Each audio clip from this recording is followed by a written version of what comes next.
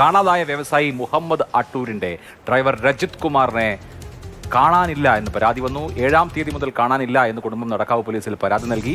രജിത് കുമാറിനെ ചോദ്യം ചെയ്യലിനായി കഴിഞ്ഞ ദിവസം നോട്ടീസ് നൽകിയിരുന്നു. ക്രൈംബ്രാഞ്ച് അന്വേഷണവുമായി ബന്ധപ്പെട്ട് രജിത് കുമാർ വലിയ മാനസിക സംഘർഷത്തിലായിരുന്നുവെന്ന് ഭാര്യാ സഹോദരൻ മാതൃഭൂമി ന്യൂസിനോട് പറഞ്ഞു.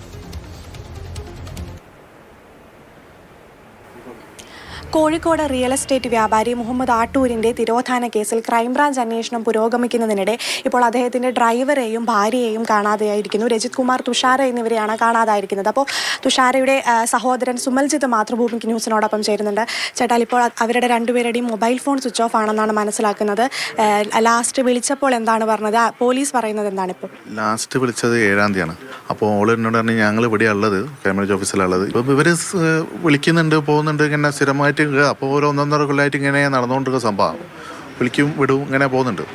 ഞങ്ങൾ പിന്നെ രാത്രി ഇപ്പം എപ്പോഴാണ് എത്തുകയെന്നറിയില്ല. രാത്രി എത്തിയിട്ട് ഉണ്ടാവും, കിടന്നുറങ്ങാണ്ടിരിക്കും. പിന്നെ വിളിക്കാണ്ടെന്ന് പകൽ വിളിച്ചപ്പോഴും ഓരെത്തിയില്ല. ഫോൺ സ്വിച്ച് ഓഫാണ്.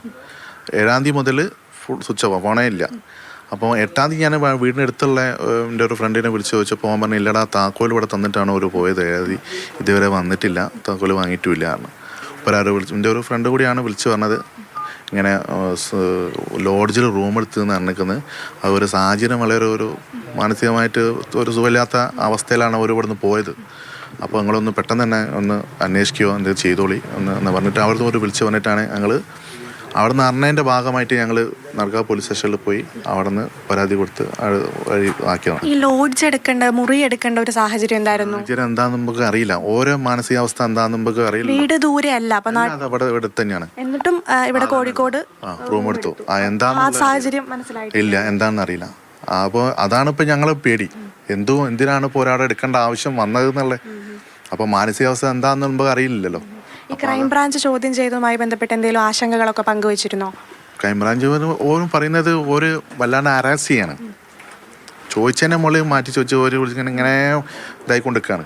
അപ്പം അതിൻ്റെതായ ഒരു സങ്കടവും ഇതുണ്ടല്ലോ. ഒരു മുമ്പോട്ടൊന്നും പോകുന്നില്ലല്ലോ. ഇത് ഒരൊറ്റ ഫാമിലി, ആ ഫാമിലിയെ ബന്ധപ്പെട്ട ആളുകൾ മാത്രമായിട്ടാണ് ഇപ്പോൾ ചെയ്തുകൊണ്ടിരിക്കുന്നത്. അപ്പോൾ ഈ ക്രൈംബ്രാഞ്ച് ചോദ്യം ചെയ്യുന്നതുമായി ബന്ധപ്പെട്ട് ഇത്തരത്തിൽ രജിത് കുമാർ എന്തെങ്കിലും ആശങ്കകൾ പങ്കുവച്ചിരുന്നോ? കുറേ തുടർച്ചയായിട്ട് ഇങ്ങനെ വന്ന ശേഷം പിന്നെ ഓൻ ഒരു ദിവസം സംസാരിച്ചിട്ടുണ്ട്. വലുതിൽ കൊണ്ടുപോയി ശല്യമായിട്ടുണ്ട്, പുറത്തിറങ്ങാനൊരു മാനസികമായിട്ട് അത് ഉണ്ടാകുന്ന എല്ലാവർക്കും ഉണ്ടാകുന്നൊരു സംഭവമാണല്ലോ. അതോനും ഉണ്ടായിട്ട് അവൻ പറഞ്ഞിട്ടുണ്ട്. ചേട്ടനോട് ഇത്തരത്തിൽ വല്ല കാര്യങ്ങളും പങ്കുവച്ചിരുന്നോ? അല്ല, ഇവർ മാനസികമായിട്ടുള്ളൊരു പ്രശ്നം പറഞ്ഞിട്ടുണ്ട്. ഇവരിങ്ങനെ അത്രയും പകരമൊക്കെ വരുന്ന പിന്നെ വിളിച്ചാൽ കിട്ടാത്ത ആളൊന്നുമല്ലല്ലോ. അപ്പോൾ അങ്ങനെ രാവിലെ വീട് ചാടി വരിക, അങ്ങനത്തെ ഓരോ പ്രശ്നങ്ങളുള്ള മാനസിക പ്രശ്നമുണ്ട്. പിന്നെ കുടുംബത്തിലെ മക്കളെയും ഭാര്യനെ വിളിക്കുന്ന പ്രശ്നം പറഞ്ഞിട്ടുണ്ട്.